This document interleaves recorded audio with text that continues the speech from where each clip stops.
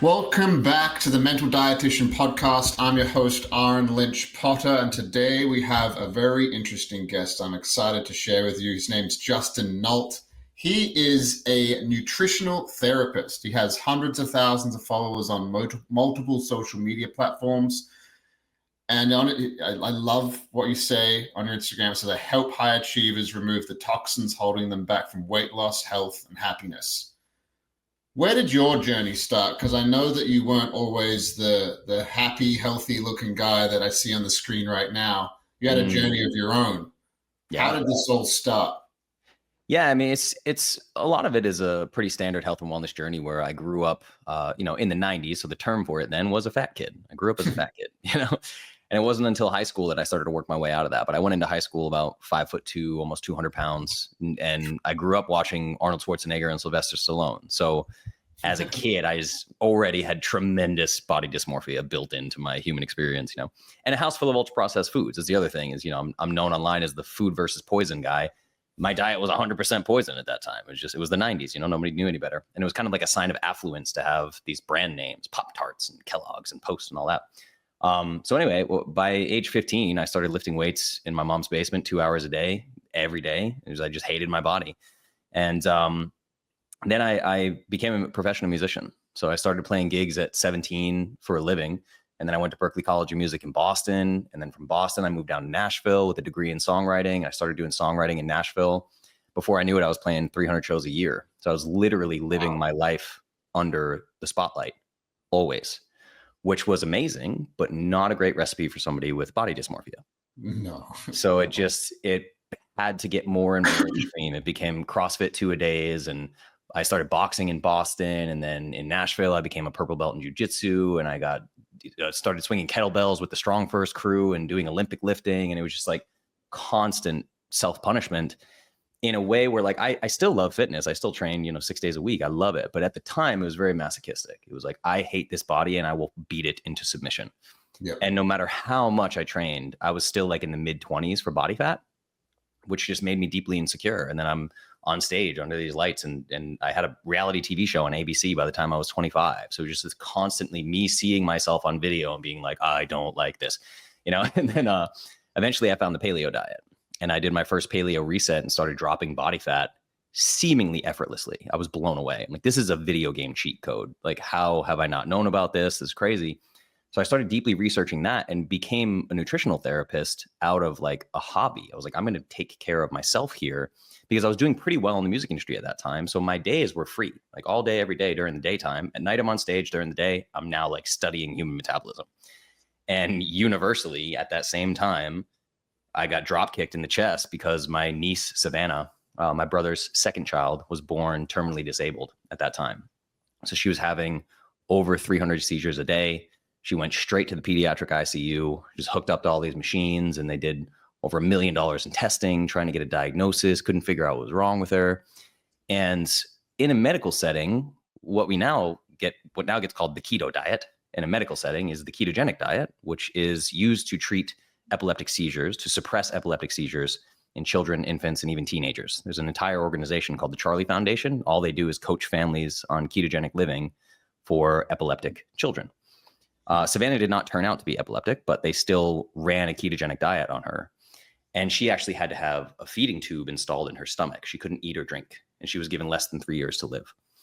So in a last-ditch effort, they do this feeding tube, and the ketogenic diet for babies in hospitals across America is our tax dollars subsidized something called KetoCal, which is a baby formula by Gerber. That's a ketogenic baby formula, high fat, low carb. But it's mainstream medicine, so quality is not given much thought. And I remember just being with like one of the top neurologists in the country and looking at this KetoCal bottle and handing it to the neurologist and saying, look at these ingredients, man. It's high fat, low carb, but it's almost exclusively hydrogenated vegetable oils, artificial flavors and sweeteners. The vitamins that they're using are synthetic forms. They're not using like, methyl tetrahydrofolate. They're like, they're using all the synthetic versions of this stuff. So I bring it to the neurologist's attention, and like a scene out of a movie, man, he looks at me and he goes, I never thought to check that. And it was game over for me, man. It was full cliche, red pill, the matrix evaporated around me, and I was like blended with fury and sadness and what do I do about this, right? And I ended up making a powdered formula in my home, in my kitchen, with food dehydrators and food processors. Took a bunch of paleo superfoods and just made like the most nutrient dense thing I could come up with. It got cleared by the neurologist to give to Savannah in her feeding tube. And at the time I was very disenchanted with the music industry, and I had read the 4-Hour Work Week. So I added a bunch of collagen protein to that formula. I hired a food and beverage consulting company to make it shelf stable, and launched my first product to CrossFitters, which was the Perfect Paleo Powder, a paleo friendly protein powder. And then I got on Facebook Live and started ranting about everything I was learning about human metabolism and corruption in mainstream medicine. And 8 years later, it's almost 1 million followers and thousands of transformations, and me here with you. Fucking awesome, dude. Wow. I don't even know where to begin. That's a hell of a story. That's very, very cool. How is Savannah now? Yeah, that's the most common follow-up question I get. And it's I always warn people, I'm like, it's gonna kick you in the chest when you hear the story. Like, Savannah is still with us. She far exceeded her life expectancy. She ended up being diagnosed with something called KCNQ2. And at the time, she was one of 96 living cases in the world. Wow. I think one case ever has lived into adulthood. So she's considered 100% disabled. They have a nurse that's in their house 50 hours a week, and she needs kind of constant care. She's still fed on the feeding tube. So she's still with us, but it's an interesting existence for her. Yeah. What is it? That number of letters that you mentioned, KT, whatever it is called. Yeah, I actually have a friend who's a world-renowned neuroscientist, and I randomly met him at a mastermind, and we became close friends. And I asked him about it, and it's a malfunction in the potassium channel of the brain.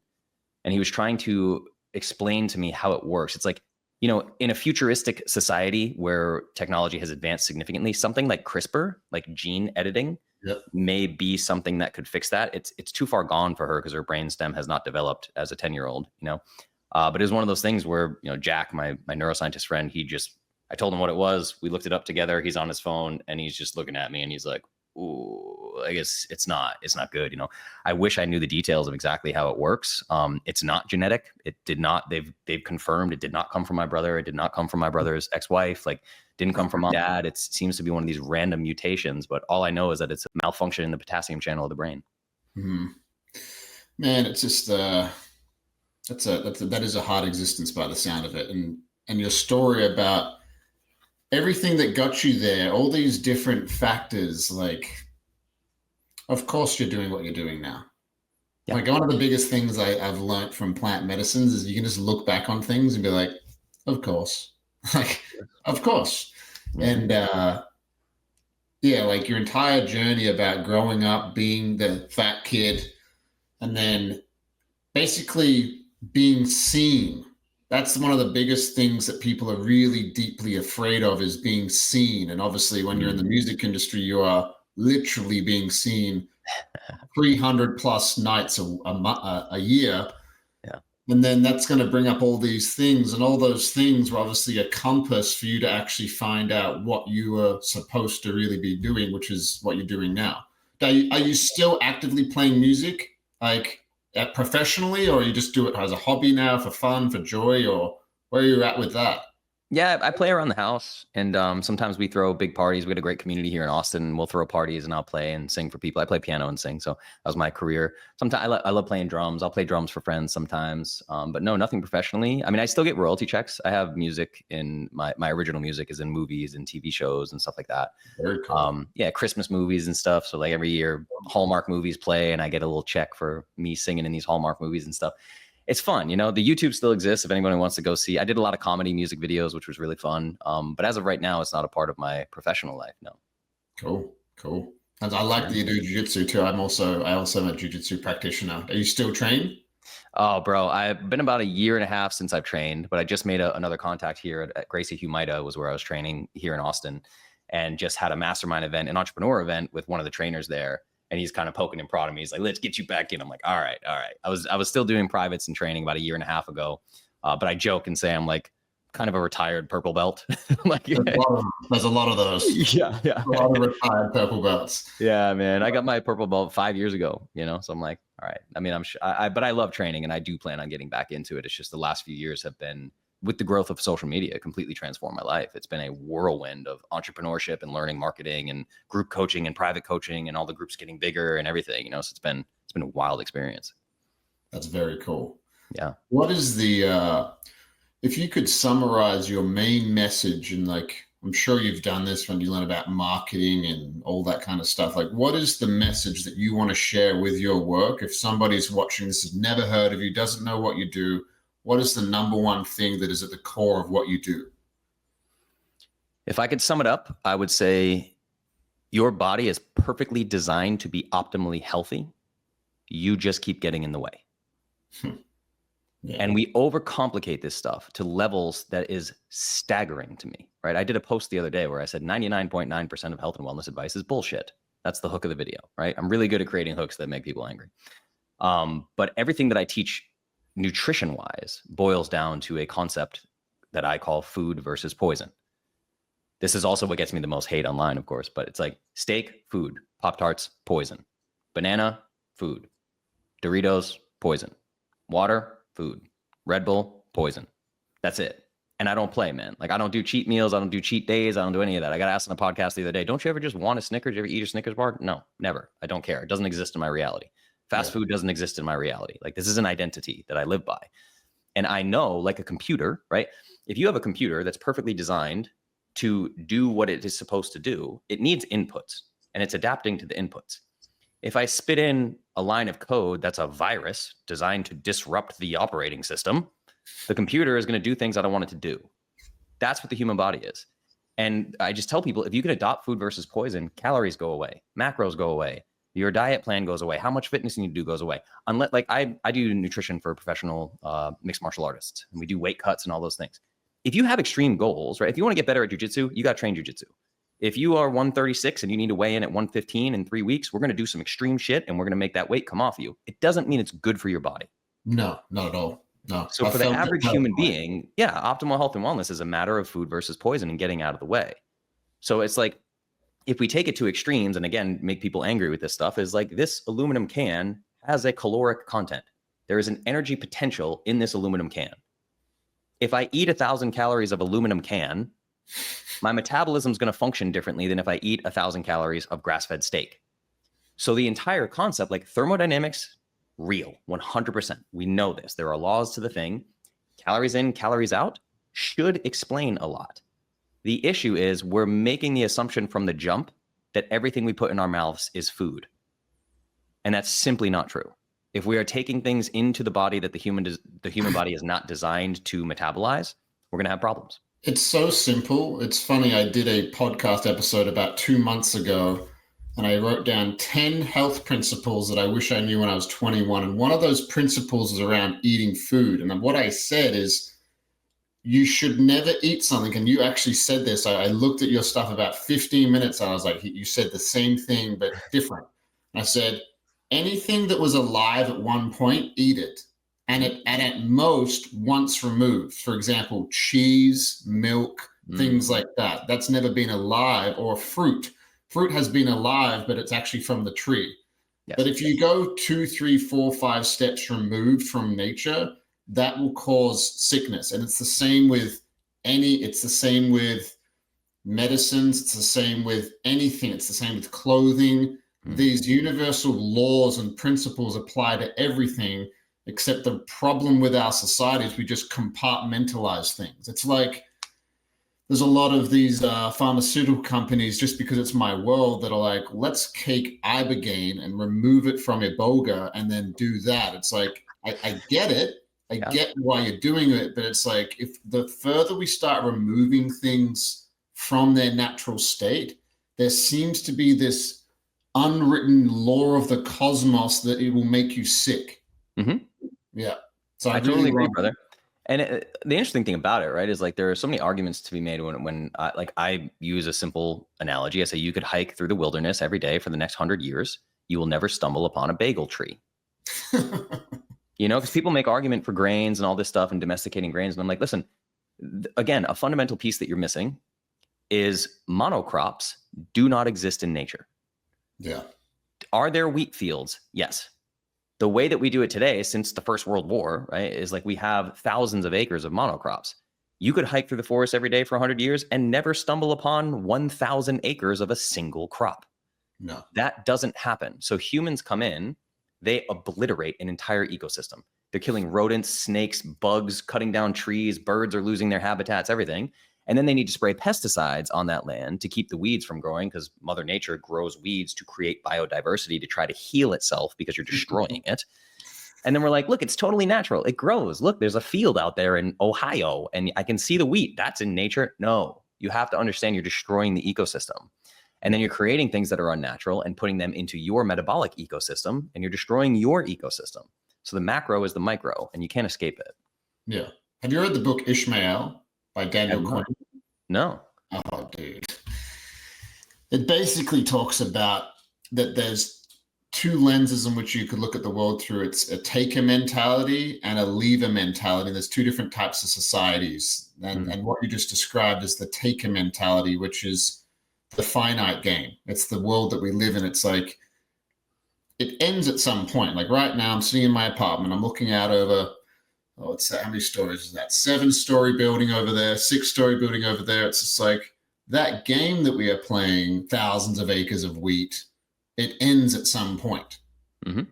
Regardless of people like, global warming's not real. It's all a psyop, blah, blah, blah, to use to control you. It's like, okay, well, maybe it is, maybe it isn't. But eventually that reality is a reality because we run out of space, and you're describing it the way that nature will grow weeds. And we're constantly at war with nature. We're constantly at war with, well, basically ourselves. It's a giant projection we project on the world, thinking that we are separate, that we are. It's like when people describe it, I want to go for a walk in nature. It's like, no, you are nature walking in nature. Like, what the fuck are you talking about? Yeah. Yeah. So everything you're saying around food is so true. Like, people are just so clueless when it comes to, it really is just as simple. If it was alive at some point, eat it. If it was never alive, if it's a Dorito, if it's a can of Coke, it's not food. It's literal poison. Like you said, it is literal poison. But people have these attachments, obviously. That's why I like, you said, nutritional therapist. Yeah. Because here's another perspective that I wanted to add into it. I've worked with clients that are severely overweight, right? And I'm working with them who are working through anxiety, suicidal ideation, all kinds of stuff. And I heard about this fact from Gabor Mate, but I'd never actually experienced until quite recently. And he said that 33% of the morbidly obese clients that he worked with had experienced sexual abuse as children. And what they had done is they'd created this defense mechanism, especially women, because they felt like prey when they were young. So they created this subconscious defense mechanism of this weight so they wouldn't feel desired. So they wouldn't feel like prey, because that's what they felt when they were very young. I recently had a client that described that exact thing. She wanted to go to the gym. She wanted to eat healthy, but there was this extremely strong emotional pull. Obviously, the subconscious, it's deeply much more powerful than our conscious mind. What are your thoughts about that when it comes to food, and how do you merge those two worlds together? Because I'm sure it has come up for you for sure. It is the single most common thing that I deal with, period. So I got into this, started teaching people nutrition and creating custom nutrition plans. That's how my brand started. And now I am a full-blown life coach. That's it. Yeah. Right? I'm a life coach. And by accident, I didn't know that I would ever become this. Everything that I do is teaching health and wellness through the lens of self-love, which is the exact opposite of what the mainstream does. So the mainstream is restriction, suffering, sacrifice, self-loathing, no pain, no gain. My experience of teaching people, I teach people health and wellness through the lens of nourishment, abundance, self-love, right? And there's no scarcity here, right? Like, food is only good for you in any amount. Poison is only bad for you in any amount. And what you're talking about with the depressed subjects and anxiety, and man, I always take a deep breath, because the sexual abuse is so real. And I've been studying this and talking about this for years. I had a woman on my podcast named Trisha Nelson years ago. She has a book called Heal Your Hunger, 7 Steps to End Emotional Eating. And she and I went deep on this, the amount, really what I end up doing, I didn't know we'd go here, man, but I love just the title of your podcast. I'm like, let's go. Most of the time, I'm an extremely alpha person. I always have been. The boxer, purple belt in jiu-jitsu. I'm heavily trained in weapons and militia training and all this stuff, right? And I was very aggressive when I was younger. I come from a very, what would be called a toxic masculine background, a lot of violence and stuff. And what has ended up happening is through my own personal evolution, now today, I'm ending up on Zoom calls or in person coaching women. And it's the first experience they have ever had feeling safe with the masculine. Yep. Which leads to a lot of tears and a lot of breakthroughs and a lot of space holding and a lot of just emotional, psychological trauma being trudged up and then dealt with. An amazing woman named Brooke actually did a 20-minute Instagram live just about this. She is a life coach and hired me to process stuff and ended up being like, I'm doing an Instagram live to tell people how this went. This is incredible, right? And that's really what I find is, like you said, these women feel like prey. And society is spending essentially all of its time from the time a woman is a little girl until growing up into adulthood, being told that she's not good enough. Yep. There always has to be more makeup, a different kind of shampoo and conditioner, better clothes. You got to be skinnier, but you also have to have a squat booty. And it's all these like impossible standards that we have that women are up against. It's incredibly destructive. So again, when I work with female clients as well, I have them go to their Instagram For You page and I'm like, I'll be here with you on Zoom, and any bikini body you see, any six-pack abs, any carnivore influencer, whatever, we're going to click the 3 little dots and we're going to tell Instagram, not interested. And we're going to clean up your feed because this comparison culture is bullshit. So almost exclusively what I'm doing is coaching self-love and helping people see that, you don't become healthy after you lose 100 pounds. You become healthy today, and your body has no choice but to manifest perfect health. Yeah. Yeah, you can't guilt and shame your way into loving yourself. You're starting off on the wrong foot. Like Yeah. Like, oh, if I was just more disciplined. I've had people say that if I could just be more disciplined. I'm like, when you say that, what is the emotional feeling behind that? They're like, shame. And I'm like, exactly. Like, you can't. Shame is the kryptonite to love, and love is the kryptonite to shame. And so many people are so shame-based because of this comparison culture. They just are constantly. I did that for years. It's like, are you working out because you love your body or because you hate your body? Yeah. I did it. I would work out to keep at bay one more day the feeling that I was a piece of shit. 100%. I agree with you fully. Years and years. Mm-hmm. And now I work out and I love my body. Everything has changed. I had a knee injury when I was about 15, 16. And then I got stem cells put into it when I was about 23, and I'm 32 now. For years, I had a story, which is very similar to the way that you feed that computer poison. I had a story that I had a bad knee. I don't say that story anymore. Yes. I don't have a bad knee. I had something that taught me about myself because it was just an extension of me using something as a way to not love myself, all of that. Mm-hmm. Fascinating. I'm glad we're talking about this. I'm glad that we're definitely on the same wavelength here. So I'm glad that you reached out to me the way you did. I'm glad we're doing this podcast because it's like, this is the stuff. These are the conversations that men and women can listen to of, especially you said that the toxic masculinity and all the violence and all the stuff. And of course you're making women feel safe because you probably had to really sit with that feminine side of yourself and realize that, no, there's nothing wrong with that. That's 100%. Yeah. That's it, brother. Anyone who works with me is you're also working with my last 20 years of flying around the world and working with shamans and sitting in sweat lodges and working with cognitive behavioral therapists and functional medicine doctors and all the things that I had to do. And I've done a heavy amount of coaching around my own masculinity and realizing that the reason I was so violent as a kid is because I never felt safe. I was terrified. And I didn't get affection. My mom and I have a great relationship now, and we've had many long, deep talks about this. And I sat for my mom on her heroic experiences of plant medicines, and going back and her saying, yeah, you know what? I wasn't ready to have kids, and I didn't know how to give affection, and I didn't understand unconditional love. We have a great relationship now, but I had to learn how to love. I had to learn how to love myself. And I was exactly like you. You said something about being seen in the music industry. really what the music industry was. I was seen every day, but I was hiding the whole fucking time, bro. Yeah.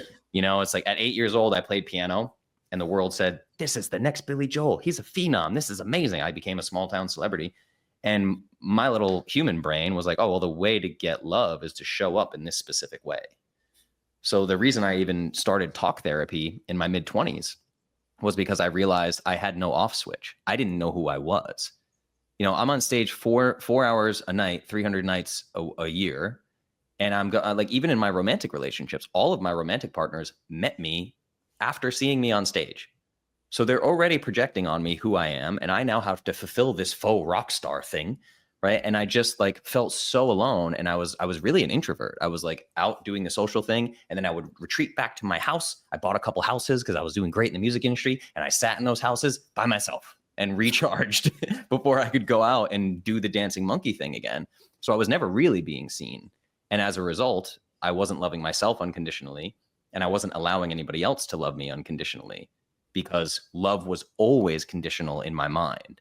People love me because I am capital letter Justin with the lights and the stage and the talent. You see what I'm saying? Yep. Yeah.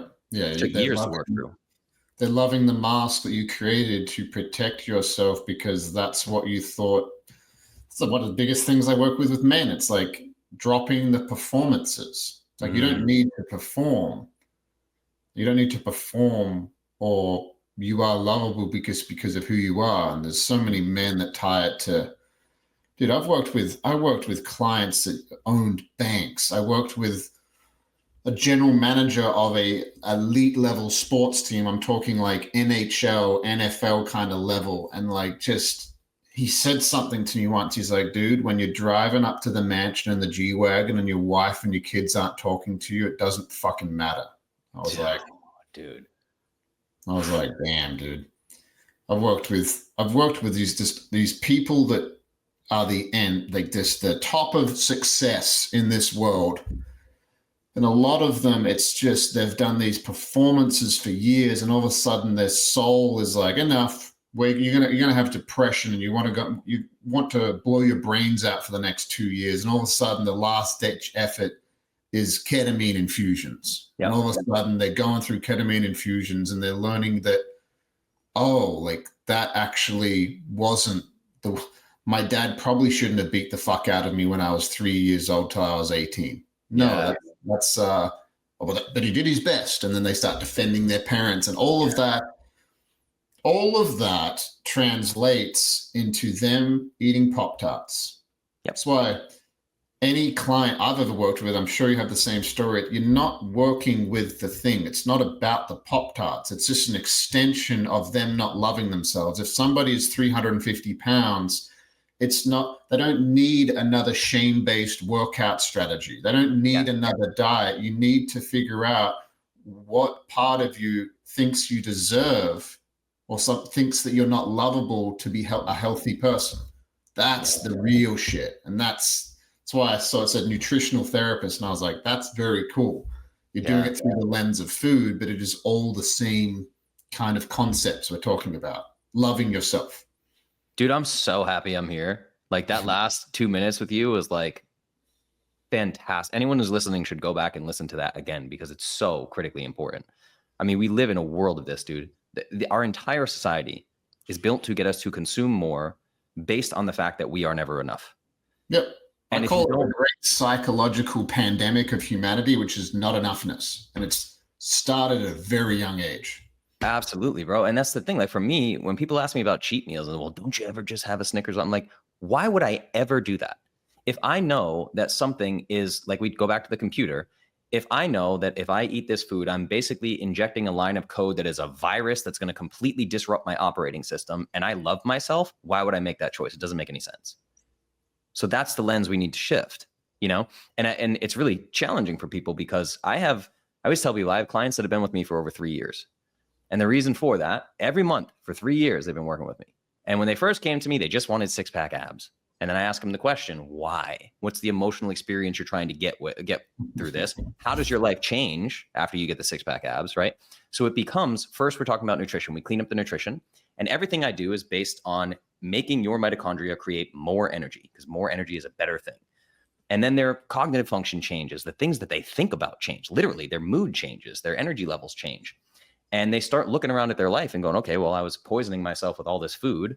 And then they realize I'm going to a location for 40 hours a week that I hate, and I'm not treated well, and I'm not respected. And then I come home and my partner is emotionally abusing me in these toxic patterns because we're trauma bonded. And then my family is still taking full advantage of me, blah, blah, blah, blah, blah. We have this disrupted situation. I have one client that was with me for over 3 years. It took me 2 years to convince him to become an entrepreneur.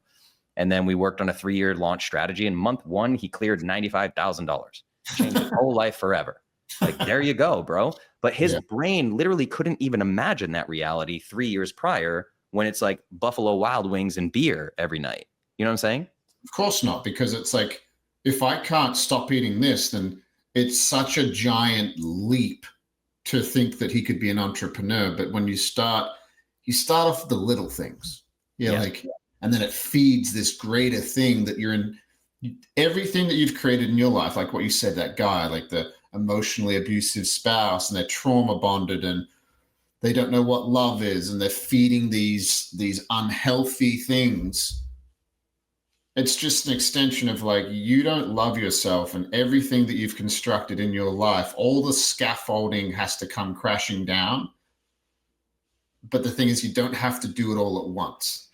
Yeah. That's the biggest risk that people are really negotiating with. Of like, I'm this one guy, I used to work with him.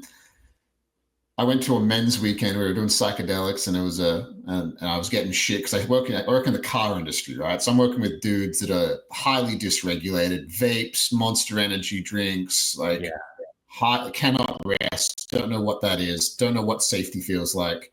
He's like, oh, I don't know if I could go to one of those things, because what if I wouldn't want to sell cars anymore?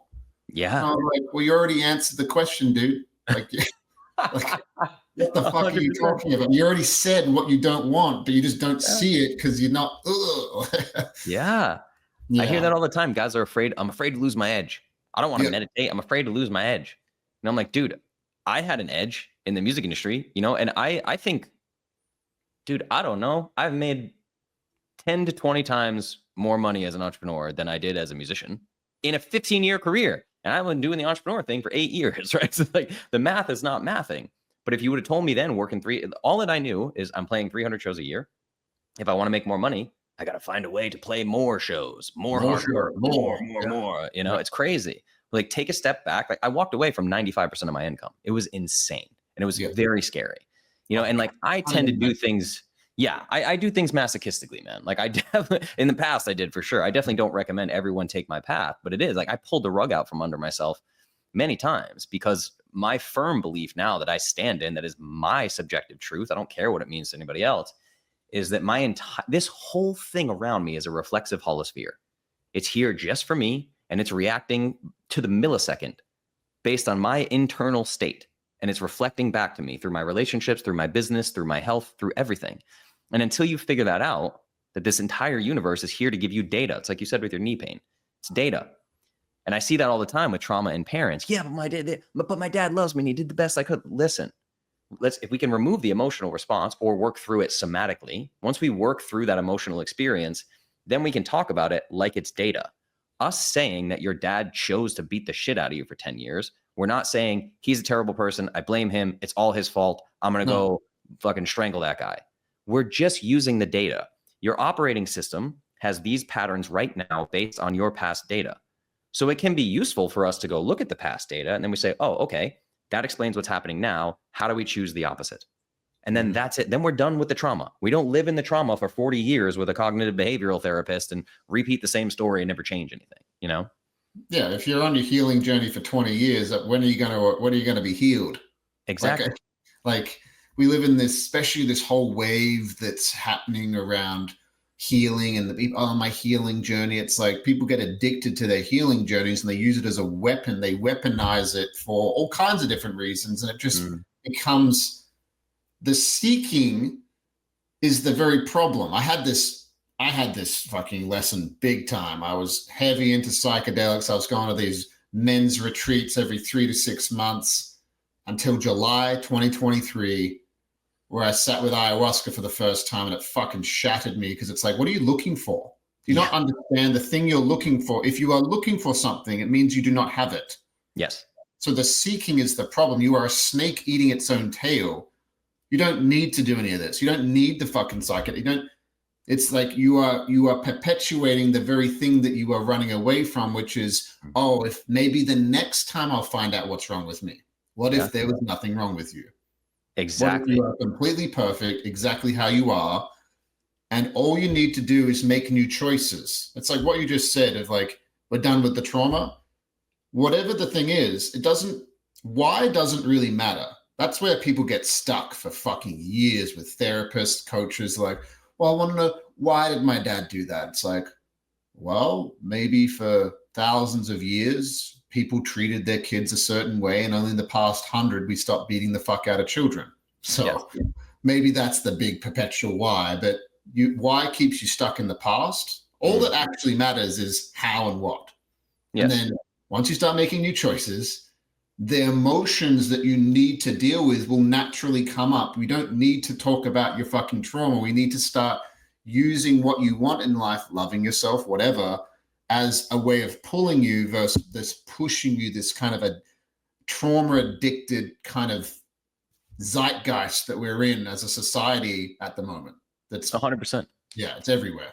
And there's a lot of like language on this. So I really like that you said pulling, right? I use the idea of pulling all the time because there's books about this. There's all sorts of, there's reality transurfing. There's the future self book. There's all this stuff that's talking about literally bending space and time and pulling a desired reality to your present moment. Yeah. Right. So if I take someone who's where they are right now and we go through their daily choices and their daily actions and their habits, here's what it looks like. And then I have them envision, we're going to visualize a future self version 3 years from now. And you've done everything right for the next 3 years and you're living your best life 3 years later. Visualize that in your mind. What does it look like? Nobody is ever like, well, I'm 300 pounds. I'm type 2 diabetic. My boyfriend is a total asshole. Like nobody does that, right? So they create a better version of their life in their mind. And then we reverse engineer it. Okay, walk through a day in the life of that person. What do their daily habits look like? What food are they eating? What do the conversations over coffee sound like with their significant other? What are they doing for money? Where do they live? Do they spend time in nature? And we get really granular. And then all we have to do is start those daily habits right now. Yep. And you will pull that future self version through the quantum, as the new age people would say, right? And then you're in perfect alignment with that future self. Yep. So you as an organism, you have no choice but to manifest that thing that you visualized. It's Joe Dispenza 101. You will attract what you are familiar to. And if what you are familiar to is shame, pain, guilt, those things are there for a reason, but sitting with them and thinking about them. It's like that famous clip on Rogan where he's like, oh, I never thought about it. It's like focusing on your problems amplifies your problems. It's like, well, of course it does, because where focus goes, energy flows. And if you're focusing on that with a therapist constantly, yeah, dude, like, like what you said, if they're thinking about these things in 3 years from now, and if they can actually somatically feel what that emotion is, then they start sitting with it, starts becoming a familiar. And then they start, when they're at the grocery store, they're like, oh, like that thing that I want. And then they have to actually sit with whatever comes up. They have to sit with, maybe you could do an internal family systems lens where it's like, oh, this part of me wants me to eat this cake because of this. Yeah. And then you have to now parent yourself at the grocery store based on this future frame that you just did with Justin yesterday and be like, no, I'm going to buy this nice steak or this perfectly organic vegetable, whatever it may be. Yeah. And that's people. It's like people want to feel the feeling first, but action comes from clarity, not thought. And they want to, it's like, hey, fire, give me some heat, then I'll give you some wood. It's like, no, you have to give me some wood and then I'll give you some heat. Like, that's a great way to put it, man. Yeah. It's all the same. That's why I love what you're doing. I love what you're describing, because it all is the same thing. And there's so many different ways you can access it. That's what I love about this conversation. People might love what you're saying. People might love what I'm saying, but we are technically saying the same thing and maybe approaching it from different perspectives or different paths. Yeah. It's the subjective good, bad, right, wrong that I think is the huge problem, right? Because it's like, and subjectively, that's my opinion that it's a problem, quote unquote, right? It's like we get so stuck in this is like the universe is neutral, man.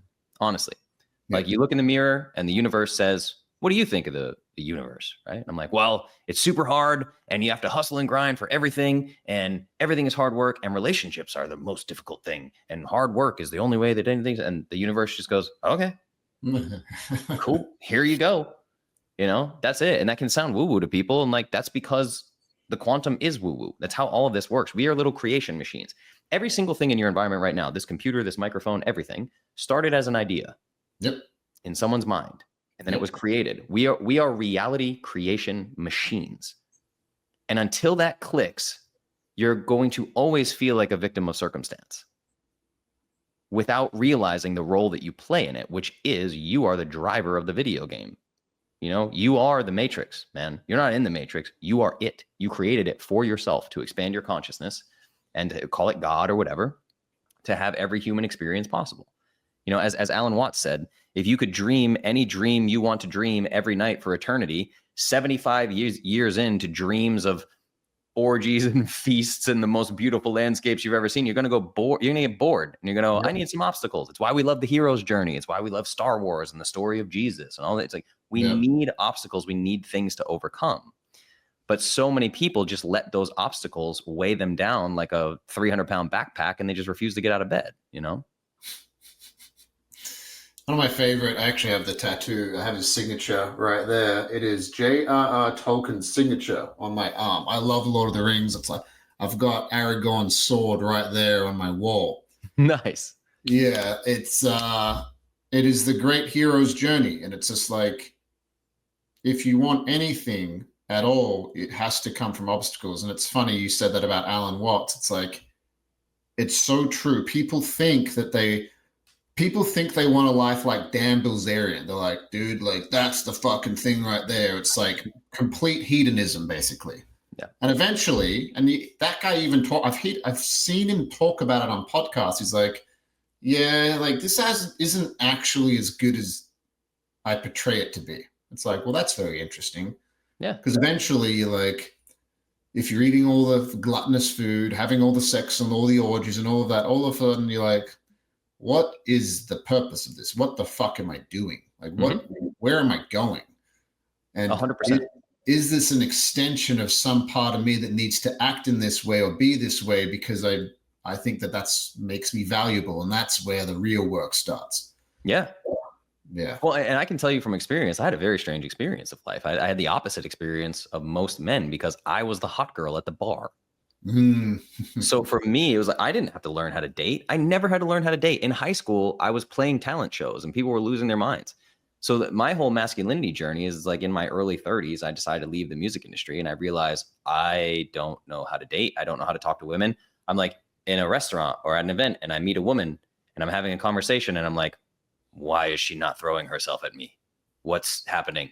Why do I have to work at this? I was like so confused because my entire existence was like, how do I get a girl? I get up on stage, I play, and then I step off stage and say, you, okay. And it was so empty. And I didn't understand intimacy at all, bro. And I didn't understand intimacy in friendships. It wasn't until my fiance and I moved to Austin. The only reason we moved to Austin was with the intention of creating community. We're like, we need to build community. And we set that intention and we built the most beautiful community. And we were like driving home from a hang with a bunch of our friends one night. And I looked over at Megan and I was like, I don't think I've ever had friends before in my entire life. What is this? These people love me. I'm like, this is odd. And she looked at me and she's like, same. I don't think I've ever had friends before. And she's like, she's a mega e-commerce founder. She was a keynote speaker at an event when I met her. And like, we both were just like lone wolves, get shit done, be successful, And then we found each other and like, we both came out of our lone wolf shell first together and then have expanded it into this beautiful community. But I did not understand intimacy at all. And that's the thing. When you see a guy like Bilzerian, it's like everything that you're seeing is bought and paid for, which is not intimacy at all. No, it's conditional. Like if all of a sudden he was broke as fuck, how many people are around him? Are the other women hanging out? No. The friends hanging out because maybe they can angle him and get access to what he gets access to because they want to have sex with hot women. Like friend, yeah, like community is what we've lost. That's why, like, you look at some other cultures and they're like, they raised, it's like, oh, it takes a village to raise a child. It's like, Mm, we don't do that anymore. It's what yeah. I like about Austin in particular. I've been to Austin a couple of times. They're building communities there. Like, Hmm. there's a comedy community there. Then there's the whole what Aubrey Marcus has done for years with all of that kind of stuff. The Fit for Service community he's built, and then there's all these other communities I don't even know about. And what's cool about Austin, I heard this. I don't know where I heard this, but it's like you can have a butch lesbian at a bar having a beer with a cowboy, and they'll get along. Yeah, totally. Which is like that's what we need. We need more of that. And there's been so much division over the past few years, especially in your country. It's like, holy fuck. Mm, But it's mostly just the world of just alienating other people because maybe they believe something different. Maybe they're pro-vaccine, anti-vaccine. Maybe they're pro-Pop-Tarts. Maybe they're pro-grass-fed steak or whatever it may be. yeah. But it's like if we would just create communities and realize that there's going to be different types of people in the communities because we heal in community. Yeah. That's if I hadn't have had the communities I've had, like I wouldn't.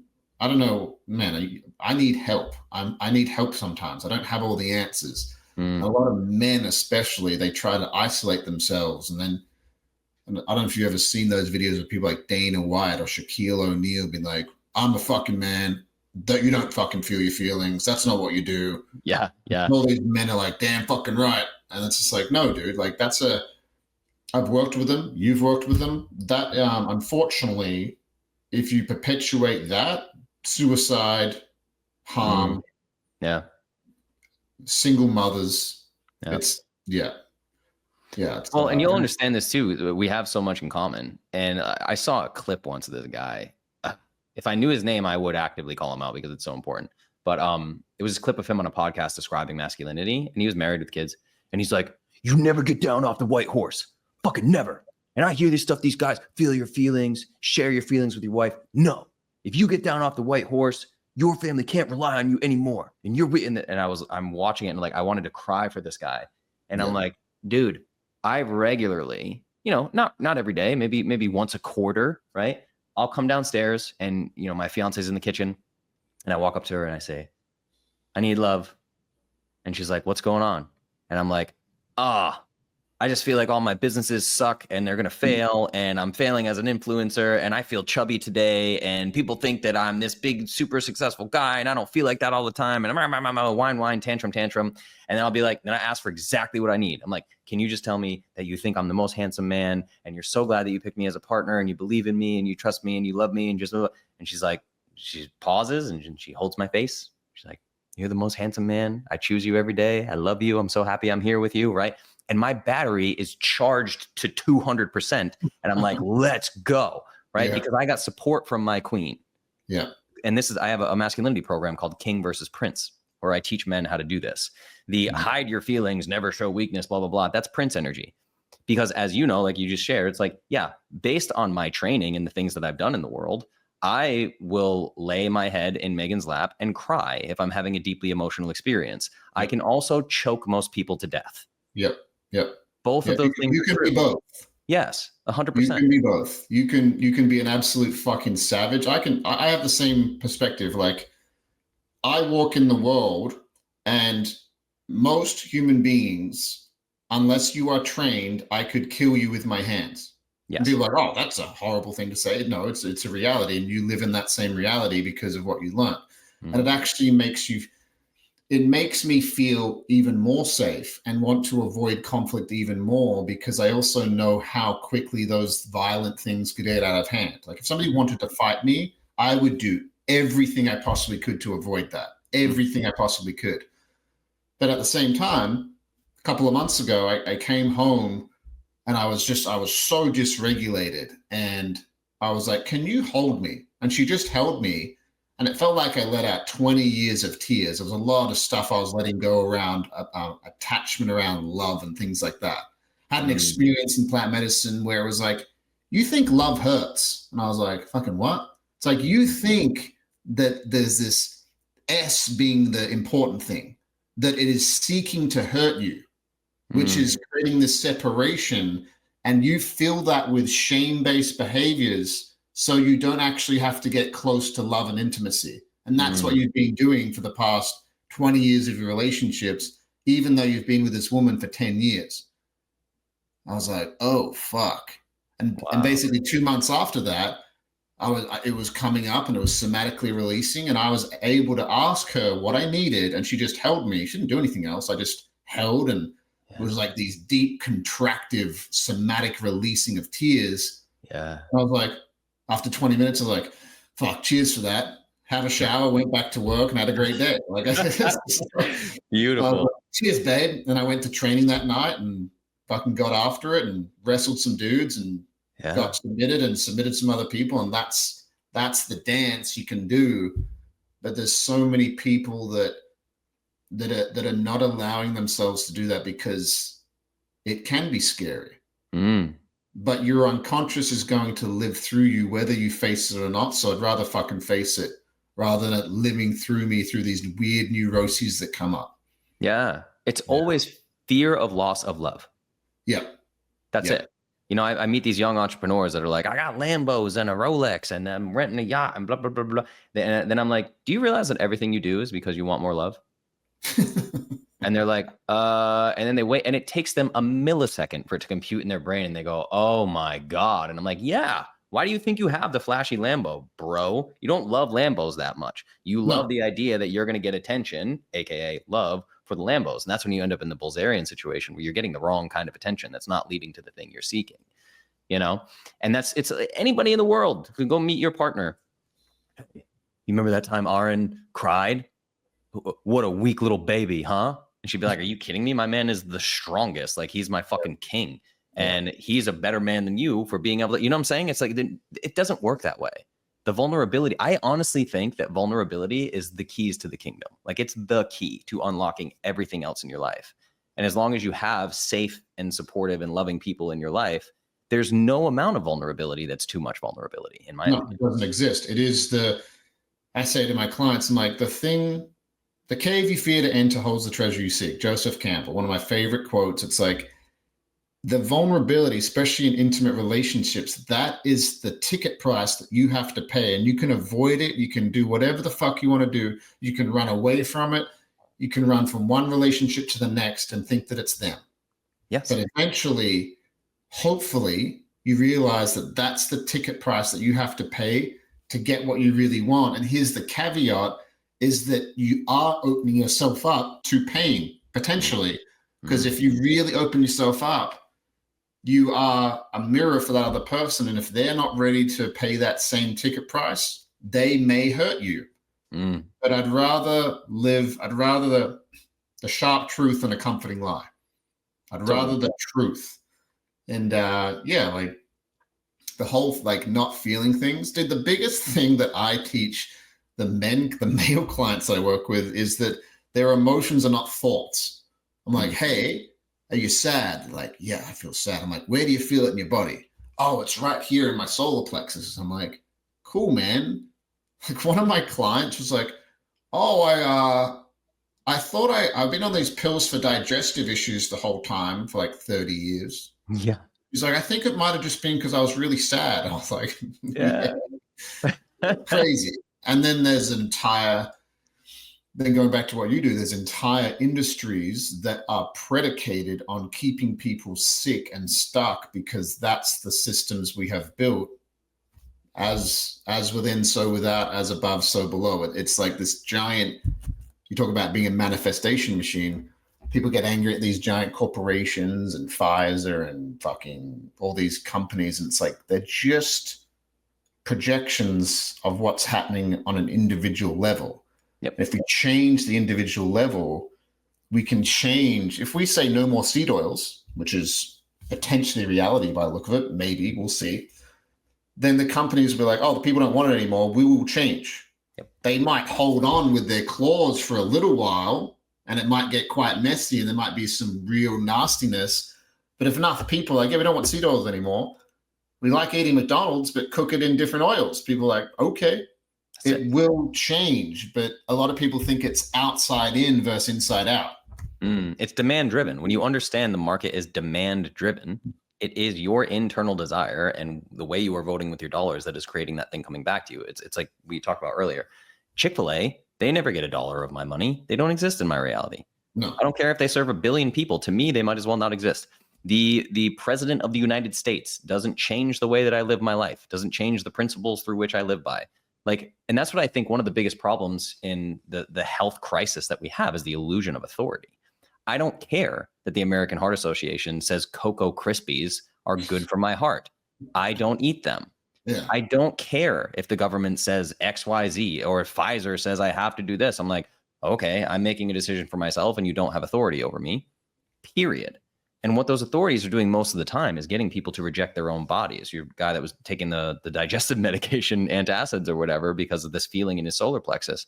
It's that we're so dissociated from our bodies that everything that we do right now, the way that it's set up, everything we are taught to do for health is all built around one core premise of giving your body far less than what it needs, which is a very interesting approach to take to health and wellness. All the longevity experts tell us that caloric restriction makes you live longer. It's one of the stupidest arguments I've ever heard. And the science behind it is trash science. It's just that nobody looks into this thing, right? I looked into it. I figured out rodent studies. This rodent lives longer when you give it a caloric restriction. Okay. So I contacted the guy that runs the company that makes the rodent chow. Turns out all the rodent chow is toxic poison. He's admitted there's pesticides, heavy metals, other compounds. They don't know what's in it.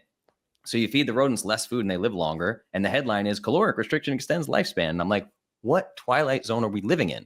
The headline should be eat less poison, live longer. Literally. It's so simple. It's fucking crazy. And I wanted to speak on my friend Jeff Dahlen. He's a very good friend of mine. He said he was talking about we start breaking the relationship between our mind and our body. They are not separate. They're one. But he's like, dude, it starts when you're a kid.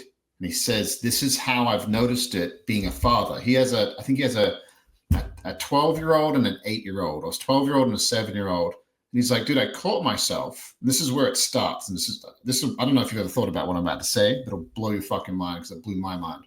It's like, when my kids are at the table, finish your dinner. I'm full. I can't eat anymore. I don't give a shit. Finish your dinner. You can't leave the table until you finish your dinner. That starts at a very young age. And you're saying, I don't want you to listen to your body, child. I want you to do what I say because I'm saying this to you. So subconsciously, the child may have to choose their parents' acceptance and love and being included, or to listen to their body. Another example, brush your teeth and go to the toilet before bed. Well, I don't need to go to the toilet. I don't give a shit. Go pee, go poo, whatever you need to do, because mommy or daddy doesn't want to wake up at 3 a.m. because you couldn't control it. The disconnection between the mind and body starts very young. So all of a sudden you have people, I work with them, I've seen them, they're like, well, I feel so anxious. And they're constantly like, what could it be? It's like, it's a messenger. Your body does not create anything, whether it's a tight chest because of anxiety or fucking cancer. It creates it because there's some kind of dis-ease. Yes. That's why it creates it. And if you can really do the work around that, then, dude, but that perspective around being a parent and what parents subconsciously do, which is they don't want to feel the feeling of their kid having an accident because they got to work in the morning. That's what it really is. And then the little kid disconnects their mind and body. And that's where the war with oneself goes. It starts with these little things that we do. I get why people do it. I totally get it. But when he said that, I was like, fuck, dude, that's so crazy. Yeah. And I mean, it follows into romantic relationships too. I always say that romance, well, what I teach in the King versus Prince curriculum is that romance is reparenting. You are meeting the emotional needs of your partner that weren't met when they were children.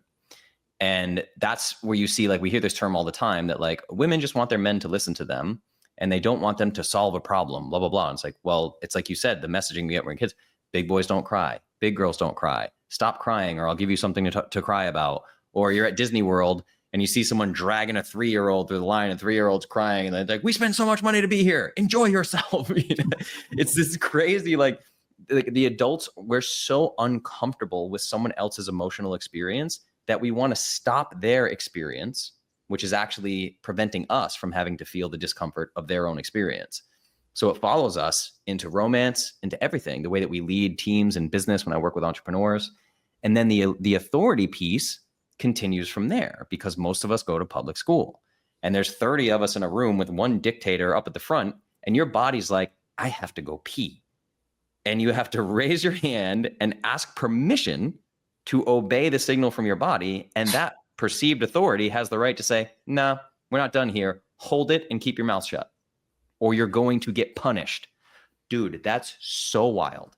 So crazy. It's so, and then people are in their 30s. I've found people really start awakening or start questioning things about 27. I've noticed 27 years old, they maybe finished their degree, they're a couple of years into work, and they're like, wait a second, what the fuck is going on here? And they like start kind of waking up to things. Dude, my whole body just got goosebumps because I did reality TV at 25 and I had a show on ABC, and I realized that I was like, I hate this industry. This is a terrible experience. I was 27 years old, had never taken a single psychedelic, not a nibble of mushrooms, nothing. 27 years old. I was like, I'm going to Peru. I'm going to the Amazon rainforest, and I'm doing ayahuasca. It was age 27. Transformed my whole life, bro. Yeah. Crazy. Yeah, I started at that age too. I thought if I made more money every single month, then that was the answer. And I felt more and more anxious the more, because I equated money with oxygen. I used to actually say that. I'm like, money's like oxygen. No, it's not. Oxygen is oxygen. Like, what the fuck are you talking about? Yeah. But my body learned that money's like oxygen. So if I don't have any, my body's like, Yeah. Yeah, dude, there are so many weird commonalities here, because it's actually how I teach abundance versus scarcity mindset with money, is I use the example of oxygen, right? Like, we need oxygen. I take it in. I'm now using it. I'm done with it. I release it.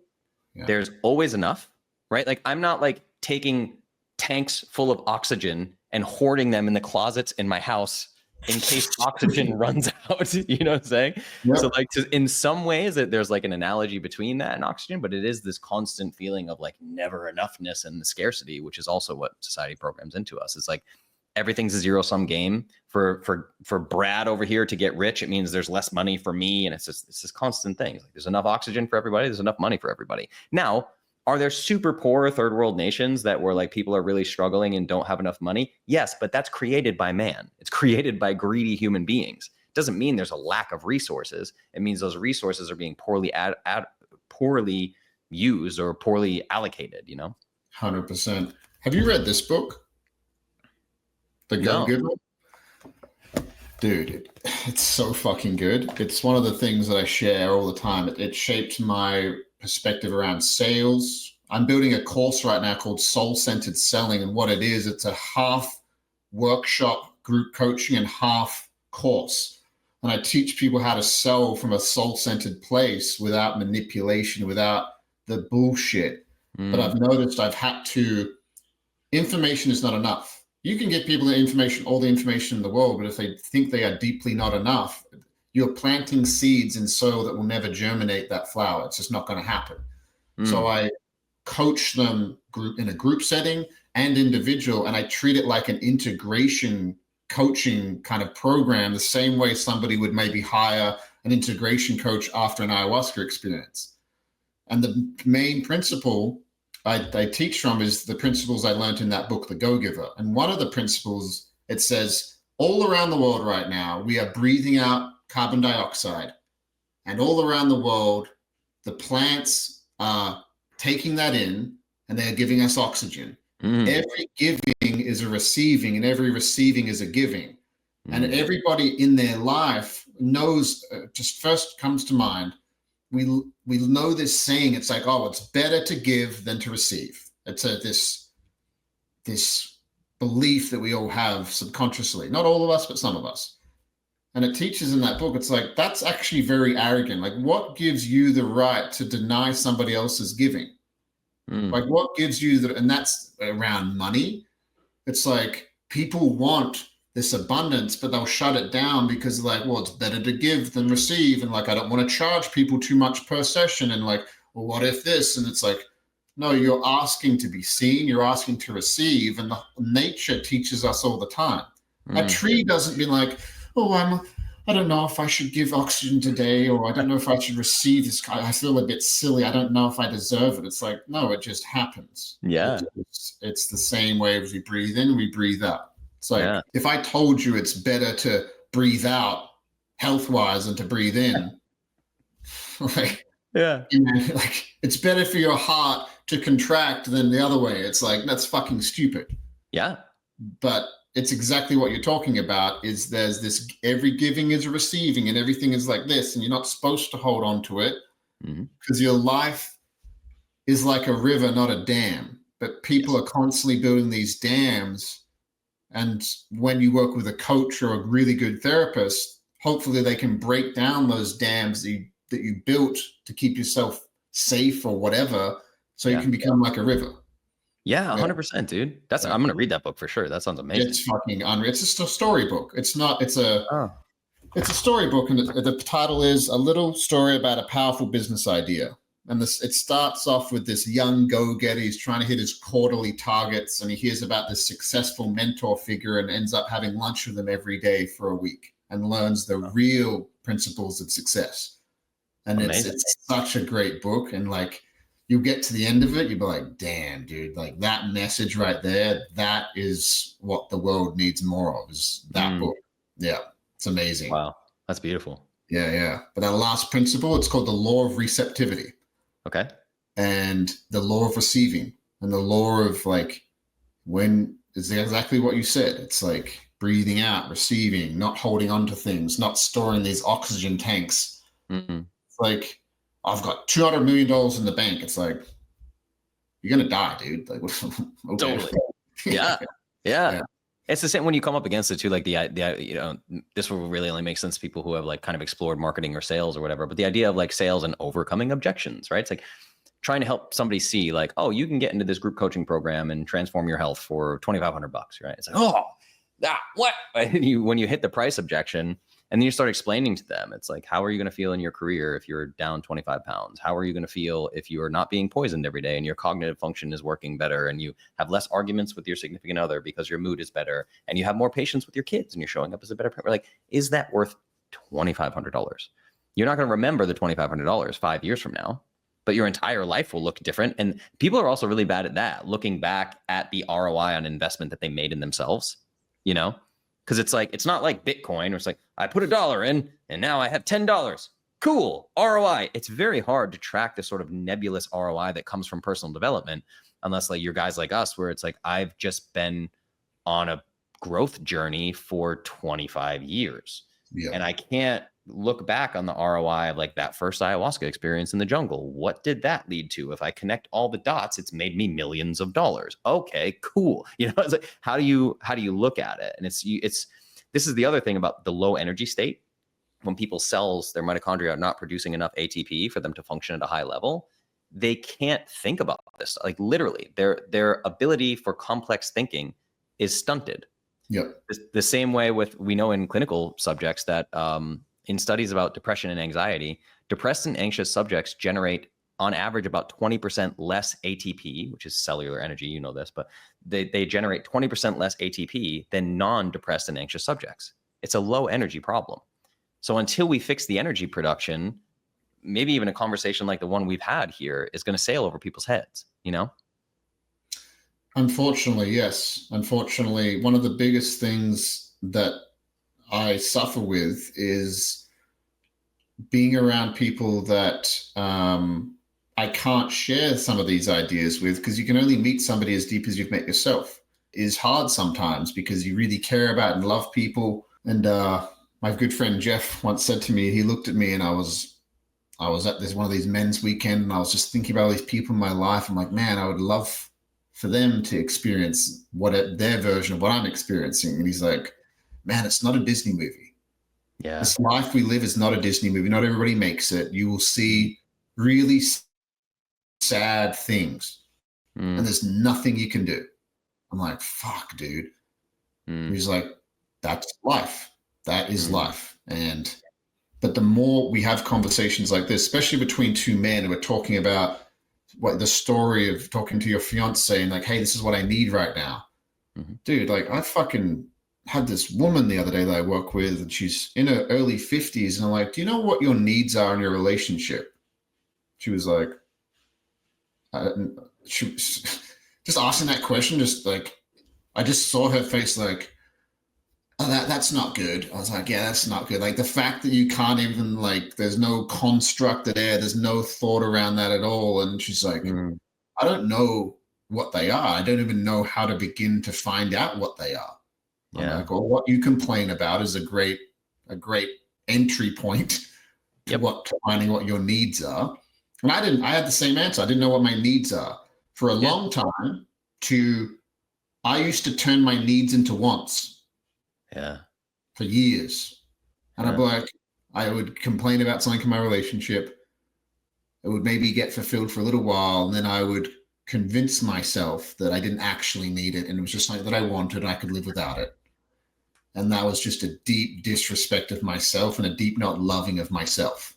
And a lot of people. I did the same exact thing. And that was like the introvertedness I told you about, where it's like, even in my relationship, like I was in, 2.5, 3-year relationships, and I never lived with anybody before Megan. And I met Megan after 6 years of being single and after a lot of plant medicines and stuff. And I was like, I got to figure this thing out, traveling the world by myself and stuff. And it was that time, it was like, I did not understand what needs were. I thought all needs were wants, like you're saying. I was like, oh, okay, well, who am I to want this, that, the other thing? And then I just found myself like disconnecting. I actually want to be home in my house. I'll come do dinner with you and we'll watch a movie at your house and we'll say we're in a relationship. And then I'm going to come over here and disconnect as quickly as possible because I'm not getting my needs met over here and I don't know how to state them. So they're never going to get met. And it's like, this is the idea of people just hoping that their partner's a mind reader, is like, that is a fast path to a terrible relationship. 100%. What is something that has come into your awareness recently that you're really excited about, that feels new and exciting? That feels new and exciting. Right now, I am obsessed with the idea of present moment fatherhood. That's really the biggest thing that I'm exploring right now. I'm considering actually making a group around it for more community here in Austin for fathers that I really respect. Like I really think I didn't see any really healthy parenting ever in my life until my community here in Austin, where some of our closest friends have children that are 5, 6, 7 years old. And witnessing that has been astonishing. And we're going to have our first baby in July. So I've had this amazing. Yeah. So, I mean, my whole world is that right now. It's just swirling around like, all right, if I thought my romantic relationship was a good mirror of my internal state, I'm going to have a literal little carbon copy of me just reflecting me back to me. And I'm so excited about it. So that's really where my focus is right now. Even just the experience of knowing that this is happening. I had to go on a business trip. I was speaking at this event. I speak on stages sometimes for these 7, 8, and 9-figure entrepreneurs and teaching them about health and wellness. And just getting in the Uber to leave my home, which I have done 1,000 times before, with my partner home, pregnant, I literally started crying in the Uber. I was like, my body was like having a visceral, like, no, you are the protector. What are you doing? Why are you leaving her alone? It's like there's a chemical change happening within me that has been fascinating to me. So I don't know if that's like a direct answer to your question, but my whole world is this right now. It's really interesting. Yeah, like being one of my friends, Vic, my big good friend Vic, he's about to have a baby in March. He's like, dude, everything, as soon as I found out, everything changed. Like, he's like, all the shit that I thought mattered doesn't fucking matter at all. Like, it doesn't matter. And I was like, yeah, dude, like, kids spell love Time. That's how they spell love. And I've worked with clients that, yeah, my dad was worth $100 million and he was always on business trips. And some of these people have so much wounding that they're trying to heal within themselves, because a lot of men think providing is money. Right. Providing is time and money. You don't want one or the other. You don't want all the time in the world, but you can't afford rent. You also don't want to be on this billionaire with all these fucking money, but you're like, hey dad, can you throw the ball with me? It's like, sorry son, I don't have time. Here's a couple of $1,000. Go hire that baseball coach. He'll throw it with you. It's like, I don't fucking want to throw it with him. I want to throw it with you. Yes. Yeah, it's very interesting. Like, and I'm sure in your community you have some great examples of what fatherhood looks like. So you have all the support in the world during this next transitional phase in your life, because that's a big one. It's a big, big one. Yeah. And like you just said, the timepiece, it changes the way that I build things, right? Because I'm always looking for like we said, we're always overcoming obstacles. And I'm always trying to watch what I call unique consciousness experience. Like every moment is a unique consciousness experience, and then they can be shifted by the external. So I have this experience of like, I'm realizing more than ever before, what has heavily bubbled up for me through this experience is urgency. My brain is like, you need to make $500 million in the next 7 months. Immediately, right? And yeah, and so I hold that and I experience it. I'm like, okay, I'm like breathing through it, I'm meditating on it, and I'm like, all right, I got you, I got that. That's kind of a false belief that's creeping in. I see it, but I know that like the intentionality behind that is, can I build leveraged systems in my businesses so that I am a present moment father? Yeah. So that's really the journey that I'm on right now, is like, okay, I have the next, 7 months or whatever. And then the first couple of months, she's going to be just attached to mom and not going to care much about dad, and that's okay. So I have some time, and all I've been diving into right now is building scalable, leveraged systems that actually require less of my time as it grows. Mm-hmm. So you can do what's actually important. Money is important, but the time making money is not as important as spending time. You say you're having a daughter? Is that what you said? I don't know yet. I know. Oh, interesting. Yeah, we're going to find out in January. So. January. Yeah. Yeah. Beautiful, man. Beautiful. That's very cool. I'm excited to see your journey around that, and maybe connect at some point in the future, because you're gonna have so many of course moments. Like it's just like, when they're 2 or 3, when they're 10, you'll be like, of course, everything that you experienced from when you were probably that fat kid, it'll all bubble up again. Like, that's the funny thing I've heard about parents, is like, I thought I worked through this big time. Same in the relationships. Yeah. It's like relationships, I think, especially romantic ones, are the most potent containers for healing of oneself. Mm-hmm.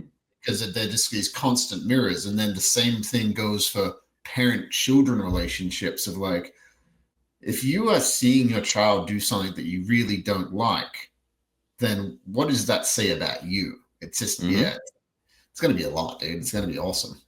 Oh man, I can't wait. And it's, we've talked a lot about this, but I'll share just a ceremony that I created for myself, which was, I took 9 tabs of acid, and then I just put a blindfold on, and I said, here we go.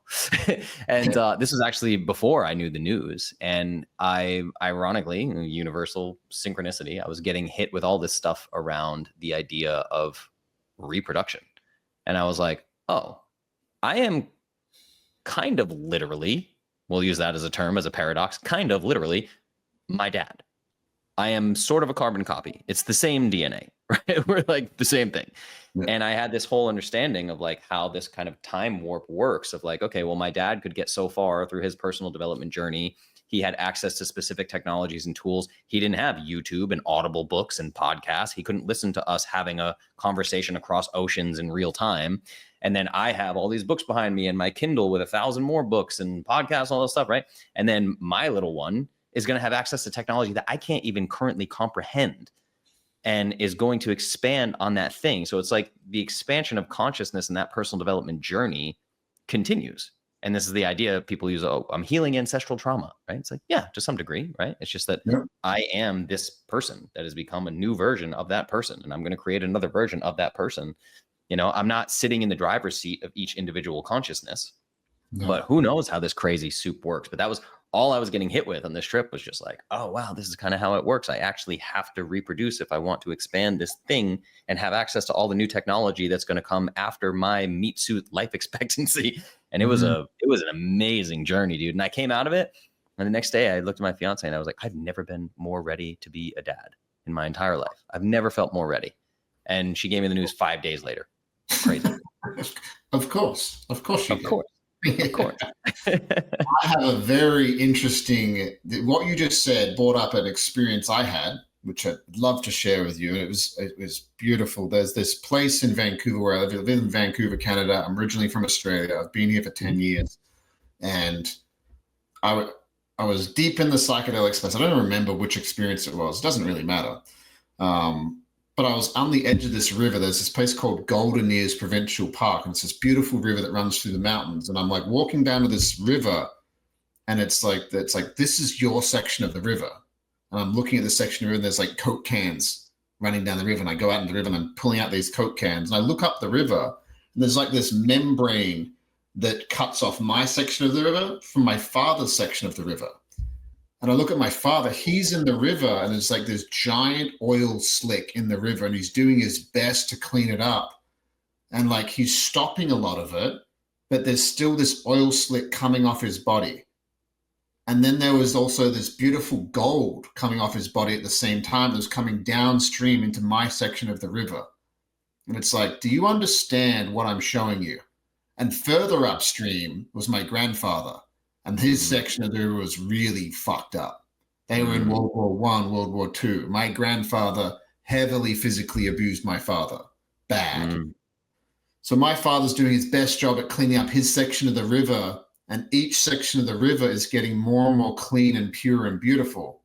But it's still my responsibility to clean up my section of the river. But what was beautiful, there was this beautiful gold coming off his body that was going down, and it came into my body, as well as this dark oil slick. And I was like, oh, it's the same kind of lesson that you learned of like, I'm my father's son, I'm my mother's son. Yeah. It's like they did their best, but they also passed on gold and the darkness.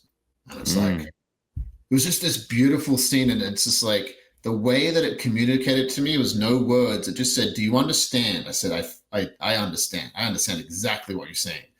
And what the lesson was for me was, because my partner doesn't want children. I could be a father. I know I could be a father. Yeah, I think it would be a beautiful journey. But the lesson said, it's just like, there's many ways to be a father, and it doesn't have to be biological.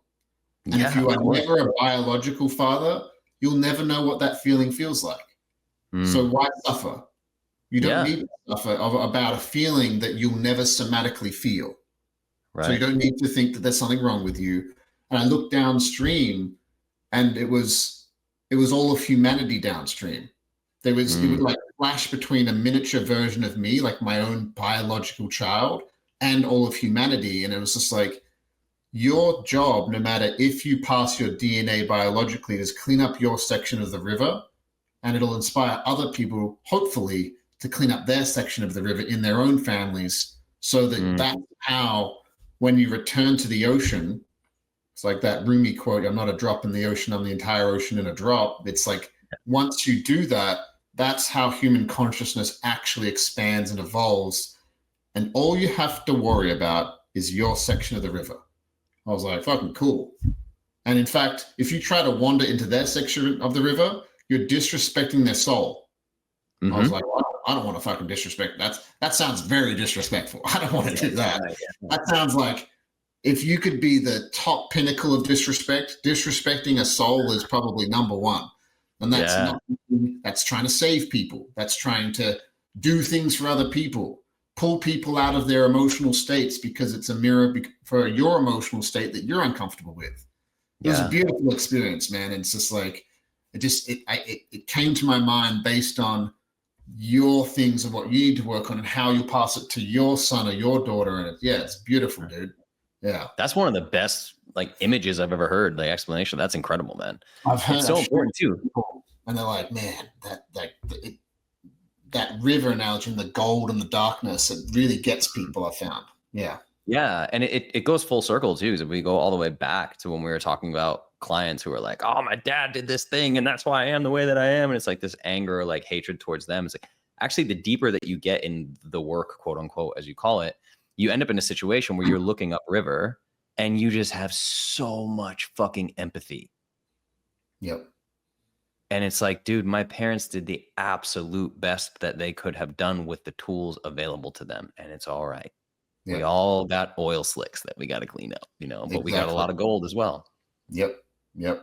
And you can't bypass it though. Everybody wants to bypass it. Yeah. My parents did the best they did. I'm like, yeah, but there's a part of you that's so fucking angry with them that you won't let yourself feel. Yeah, that's true. There's a part of you that wants to smash their faces in. I'm like, oh, I don't. It's like, come on, let's be honest. Yeah. The reward. Yeah, and if that's true, process it and get to the other side. Smash pillows and scream and feel that rage and scream and call them names and use profanity and flip out. Just do it in a safe container and work through it, Exactly. Exactly, man. Yeah, dude. Thank you for. I could talk to you all day. We could riff on it. We could riff on it a lot, and I know we'll probably connect at some point in the future. If you ever need any guests for your podcast, I'd love to be a guest on your podcast. I'd love to continue this conversation, and these conversations are so important, so important. What is the best way that people can connect with you, engage in what you do? Give us the spiel. Yeah, I mean, for simplicity, I just run everything through Instagram now. All of my social media handles are at Justin Nault Official. Last name is Nault. So Justin Nault Official. If you just search Justin Nault, it'll pop up. Go to Instagram, click the follow button, click the message button, and just send me a DM. Say, I heard you on a podcast. I want more information on King versus Prince, or I have group coaching, metabolism programs, private coaching. I have the King versus Prince masculinity training, all those things. Anything you want, DM me. I'll send you a free foods list of 110 foods to choose from that are all going to boost your metabolism and have a lot of bioavailable nutrients. So that's it. Just shoot me a message and we'll have a conversation. And it will be me. It won't be a team member. I'm going to say, what's up? How you doing? What do you want to talk about? And that's the easiest way. Awesome. Thank you so much for coming on the show, man. I really appreciate it. It's a very nourishing conversation for sure. All right back at you, man. It's been a pleasure. Awesome. We'll see you guys next week. Thanks for coming. Go follow Justin. I've got so much value from it already, and it feels like the start of a friendship, and we only met each other once. So go follow him, and we'll see you all next week.